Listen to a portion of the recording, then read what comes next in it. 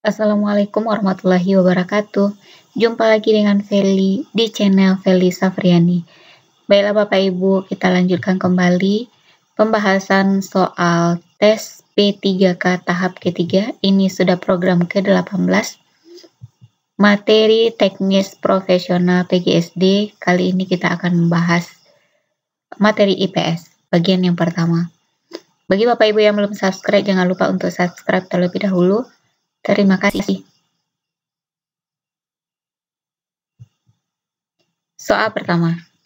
Berikut ini yang merupakan tugas dan wewenang Mahkamah Konstitusi adalah A. Mengadili pada tingkat kasasi perundang-undangan di bawah undang-undang. C. Memberikan pertimbangan dalam hal Presiden memberikan grasi dan rehabilitasi. D. Memutuskan pembubaran partai politik dan memutuskan perselisihan tentang hasil pemilu. Jadi, yang termasuk tugas dan wewenang MK itu adalah yang D. Memutuskan pembubaran partai politik dan memutuskan perselisihan tentang hasil pemilu.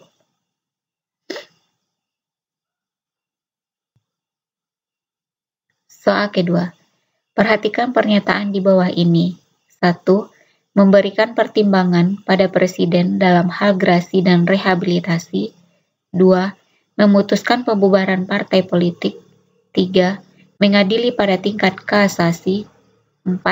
Mengadili pada tingkat pertama dan terakhir yang putusannya bersifat final dan untuk menguji undang-undang terhadap Undang-Undang Dasar 1945. 5. Memutuskan sengketa kewenangan lembaga negara yang kewenangannya diberikan Undang-Undang Dasar 1945. 6. Mengawasi perilaku hakim. Yang termasuk tugas dan wewenang Mahkamah Agung atau MA adalah nomor A6 saja, B1 dan 3, C2, 4 dan 5, D1, 2 dan 3. Jadi kalau untuk Mahkamah Agung itu adalah 1 dan 3. Memberikan pertimbangan pada Presiden dalam hal grasi dan rehabilitasi, kemudian mengadili pada tingkat kasasi. Presiden memberikan grasi dan rehabilitasi dengan mempertimbangkan A. Komisi Yudisial atau KY, B. Mahkamah Agung atau MA, C. Mahkamah Konstitusi atau MK, D. MPR. Ini sama dengan soal sebelumnya, jadi memberi grasi dan rehabilitasi yaitu dengan mempertimbangkan Mahkamah Agung atau MA.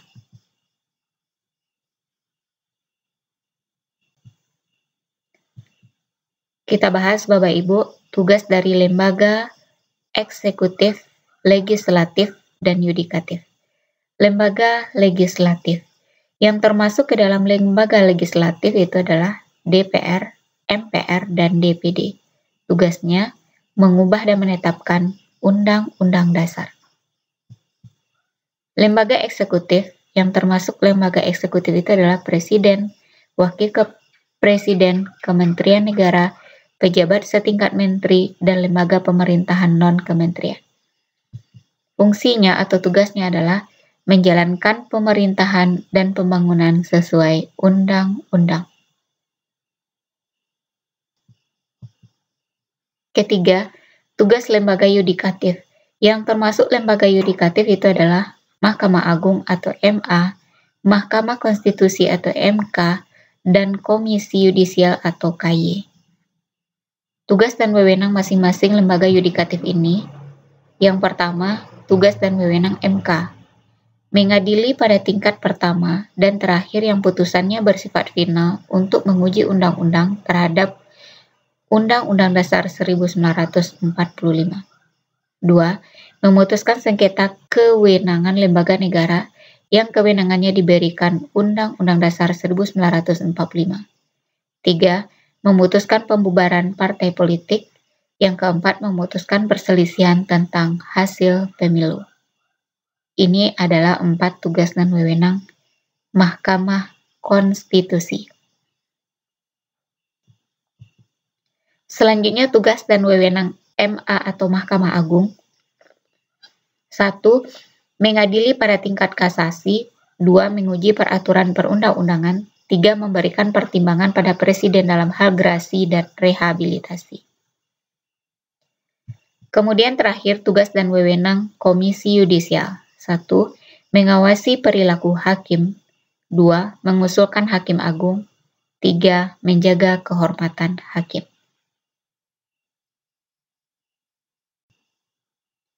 Selanjutnya yang akan kita bahas yaitu tentang ASEAN. Berikut ini adalah 5 negara yang merupakan pendiri ASEAN, yaitu A. Indonesia, Malaysia, Laos, Filipina, dan Thailand. B. Indonesia, Malaysia, Singapura, Filipina, dan Myanmar. C. Indonesia, Brunei, Darussalam, Singapura, Filipina, dan Thailand. D. Indonesia, Malaysia, Singapura, Filipina, dan Thailand. Jadi di awal pendirian dari ASEAN itu ada 5 negara yang merupakan negara pemrakarsa ASEAN, yaitu Indonesia, Malaysia, Singapura, Filipina, dan Thailand.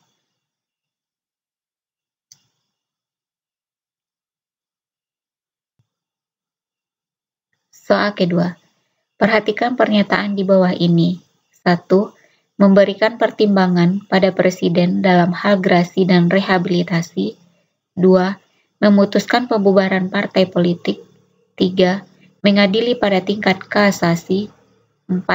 Mengadili pada tingkat pertama dan terakhir yang putusannya bersifat. Latar belakang utama terbentuknya negara ASEAN adalah A. Persamaan geografis. B. Adanya konflik di beberapa negara Asia Tenggara. C. Persamaan kepentingan. D. Persamaan budaya.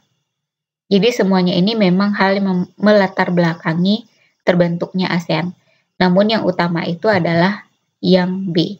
Jadi pada masa itu ada beberapa konflik di beberapa negara Asia Tenggara.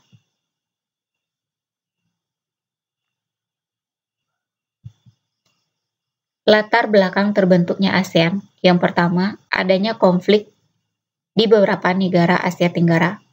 2. Adanya persamaan geografis, di mana negara Asia Tenggara terletak antara 2 benua, Australia dan Asia, dan antara 2 samudra, Samudra Hindia dan Pasifik. 3. Adanya persamaan budaya. Penduduk Asia Tenggara merupakan keturunan ras Malayan Mongoloid. 4. Adanya persamaan kepentingan, visi dan misinya sama, yaitu kesejahteraan, kedamaian, keamanan, dan ketertiban. 5. Adanya persamaan nasib, sebagian besar negara Asia Tenggara pernah dijajah negara lain. Jadi ini adalah 5 latar belakang terbentuknya ASEAN. Soal selanjutnya, menghadapi pasar tunggal atau masyarakat ekonomi ASEAN, MEA, yang penuh dengan persaingan sehingga negara Indonesia khususnya melakukan reformasi menyeluruh dalam sistem pendidikannya. Dampak positif dari hasil interaksi antar ruang ASEAN di atas adalah A. Upaya peningkatan kualitas sumber daya manusia.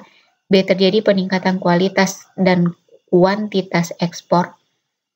C. Adanya kesadaran pentingnya mempertahankan budaya sendiri. D. Usaha menginventarisasi bawah batas wilayah secara tegas dan tertib. Jadi ini jawabannya adalah yang A. Melakukan reformasi menyeluruh dalam sistem pendidikan itu adalah upaya meningkatkan kualitas sumber daya manusia.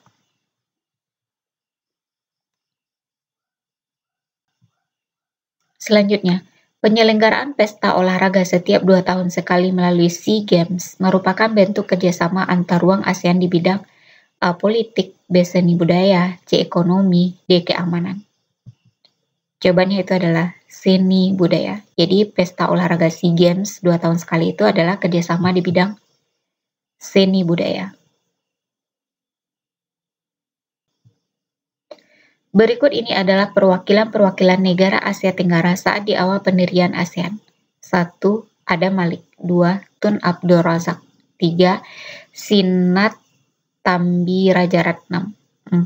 Narsiko Ramos. 5. Tanat Komat. Perwakilan dari negara Filipina adalah yaitu yang nomor 4, Narciso Ramos.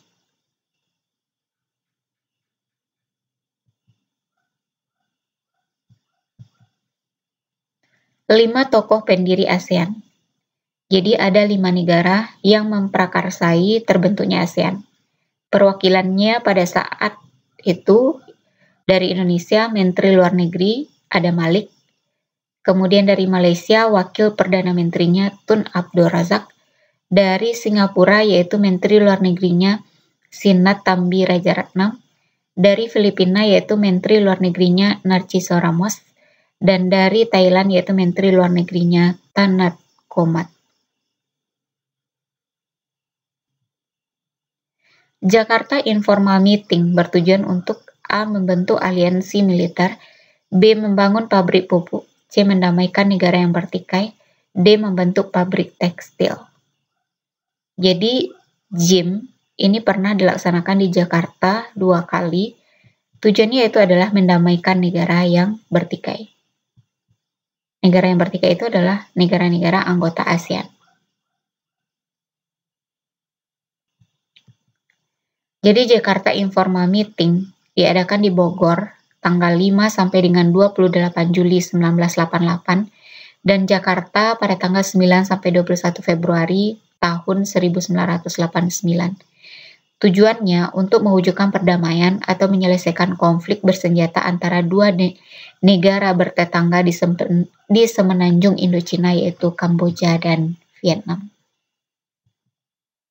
Ini adalah bagian dari usaha Indonesia dan negara ASEAN lainnya untuk mewujudkan perdamaian di kawasan Asia Tenggara. Tujuan kerjasama negara-negara di kawasan Asia Tenggara dalam bidang politik dan keamanan adalah A. Meningkatkan investasi di kawasan Asia Tenggara, B. Meningkatkan daya saing kawasan Asia Tenggara, C. Menggalang kekuatan militer, D. Menciptakan stabilitas kawasan Asia di kawasan Asia Tenggara. Jadi jawabannya ini adalah yang D.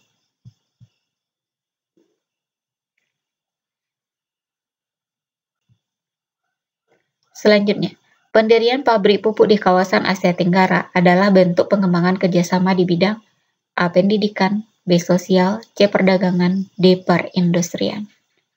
Pendirian pabrik pupuk ada di beberapa negara Asia Tenggara. Ini tujuannya adalah kerjasama di bidang perindustrian.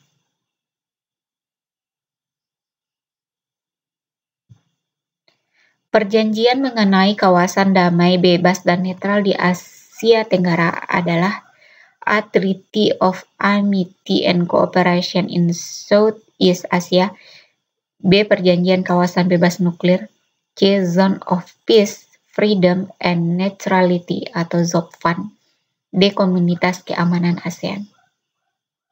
Jadi untuk yang perjanjian mengenai kawasan damai, bebas, dan netral itu jawabannya adalah yang C. Zone of Peace, Freedom, and Neutrality. Sedangkan Treaty of Amity and Cooperation in Southeast Asia itu adalah perjanjian persahabatan dan kerjasama di Asia Tenggara. Berikut ini adalah tujuan berdirinya ASEAN kecuali A. Mempercepat pertumbuhan ekonomi dan kemajuan sosial budaya di Asia Tenggara, B. Memajukan perdamaian dan stabilitas kawasan dengan tetap menghormati keadilan dan penegakan hukum, C. Memajukan persiapan perang negara-negara ASEAN melawan penjajahan dari kawasan benua lain, D. Memajukan kerjasama dengan bidang ilmu, pengetahuan, dan teknologi atau iptek. Jadi ini jawabannya yang kecuali atau yang tidak itu adalah yang C. Memajukan persiapan perang negara-negara ASEAN melawan penjajah dari kawasan benua lain.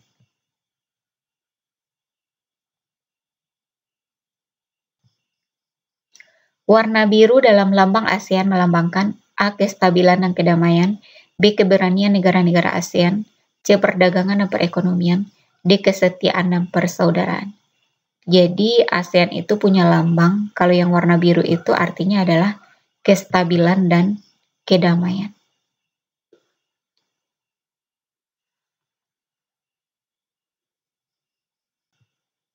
Suatu deklarasi menjaga Asia Tenggara bebas dari segala macam gangguan. Negara anggota ASEAN sepakat melakukan kerjasama Azofan, B. Seato, C. Asa, D. Afta. Jadi deklarasi bebas dari segala gangguan itu adalah Zofan.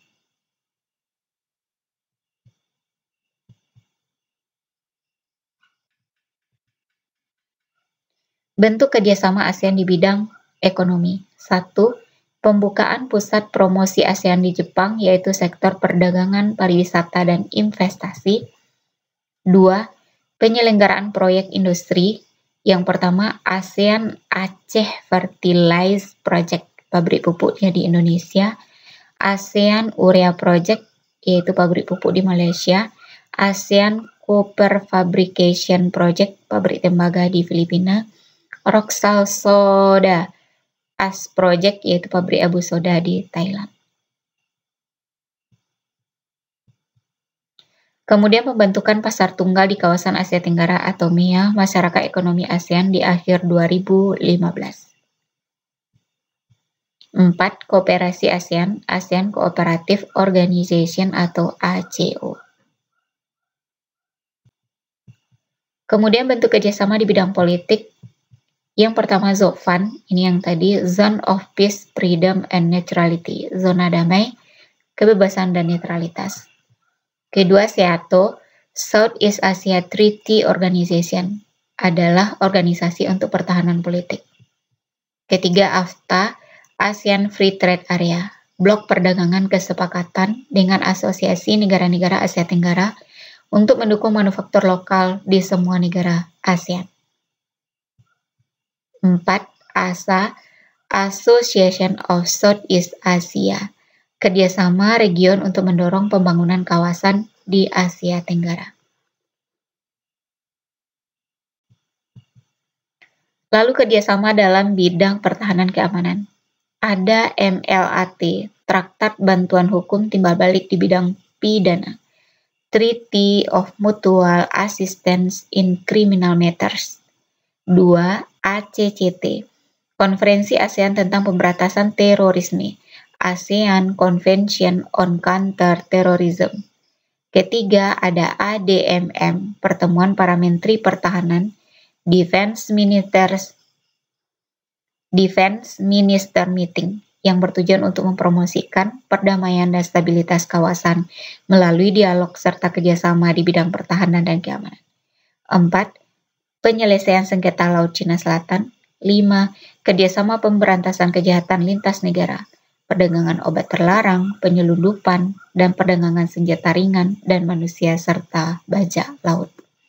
Ini adalah kerjasama di bidang pertahanan keamanan. Lalu bentuk kerjasama ASEAN di bidang pendidikan. Ada ACT, ASEAN Council of Teacher Convention. 2. Penawaran beasiswa pendidikan untuk belajar di Jepang, ASEAN Japan Scholarship Fund. 3. Olimpiade di bidang pendidikan. 4. ASEAN EU Cooperation and Scholarships Day, beasiswa kepada negara-negara anggota ASEAN untuk menjalani pendidikan di Eropa. Soal terakhir. Peran Indonesia dalam peperangan antara Vietnam dan Kamboja adalah: A. Ikut mendamaikan keduanya dengan memprakarsai JIM, Jakarta International Meeting, yang dilaksanakan di Bogor. 2. B. Membawa permasalahan tersebut ke forum PBB. C. Mengirimkan bantuan anggota TNI untuk menghentikan peperangan. D. Bersama anggota ASEAN lain mengirimkan bantuan persenjataan untuk daerah yang bertikai tersebut. Jadi peran Indonesia pada saat perang Vietnam dan Kamboja itu adalah dengan memprakarsai JIM, Jakarta International Meeting, yang dilaksanakan 2 kali di Bogor, kemudian tahun 89 di Jakarta. Demikianlah Bapak Ibu pembahasan soal kita pada video kali ini, semoga bermanfaat dan semoga Bapak Ibu lulus pada tes tahap ketiga. Amin amin ya robbal alamin. Demikian saja. Assalamualaikum warahmatullahi wabarakatuh.